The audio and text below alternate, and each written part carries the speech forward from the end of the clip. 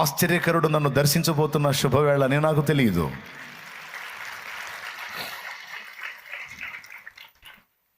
ఇక ఈ పరిస్థితులు మారవు, ఈ జీవితం మారదు. ఉండే కొంది ఇంకా దిగజారిపోయి చివరికి రోడ్డు పాలై దారుణమైన అవమానాల్లో కూడా వెళ్ళే పరిస్థితి ఉంది. అది చూసే కంటే ప్రాణం పోవటం మంచిదని విసుగు చెంది విరక్తి చెందిన వేళ అదే రోజు ఆశ్చర్యకరుడు నన్ను దర్శించడానికి నా వైపు అడుగులేస్తున్నాడని నాకు తెలియదు.